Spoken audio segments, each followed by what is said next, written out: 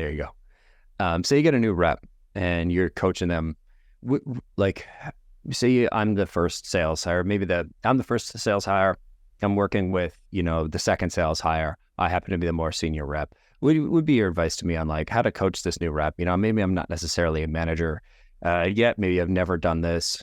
Because this is a common case where, it doesn't make sense to necessarily hire like a VP of sales to manage like one rep. So chances are first AE is rolling up to like the CEO. Second rep might roll up to that first AE or also the CEO, which is, I did that, but anyway. So help me understand, if you're that first rep hired, you're an AE, now you got to coach the next AE. What would be your advice? So there's a few ways to unpack that question. One, we always focus on, especially in startup and in revenue, just from a straight business standpoint, what's scalable, what's repeatable, what's simple, right? And that comes down to process. And so there's a certain way to do things that has success and it's pretty repeatable. But in between that is what's not on any script or doc or report. Everyone sells differently.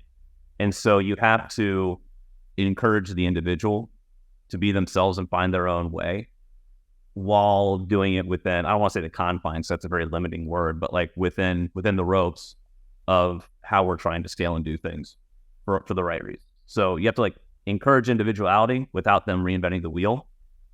And when someone goes out to play basketball and they're just out there, they're shooting, they're dribbling, they're kind of flowing. They're not really thinking about playing. They're not thinking about how they're holding it or how they're shooting it. When you start doing that, you get tired.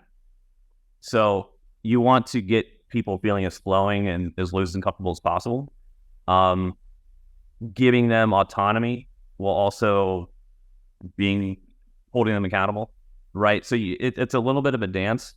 I'd say the wrong way to do it is to micromanage and be like daily KPIs guy in their face about it and ask them why they're not doing this, why they're not doing this, why they're not doing that. That gets them tight. That gets them negative. That gets them losing confidence, right? So I think it's a positive reinforcement. Hey, here's what you're doing well. Here's what you need to improve. Let's coach and train on that. I think that's part of it. And then beyond that, sales is about people. We're not just showing up to sell software. Like that's not why people are coming to work.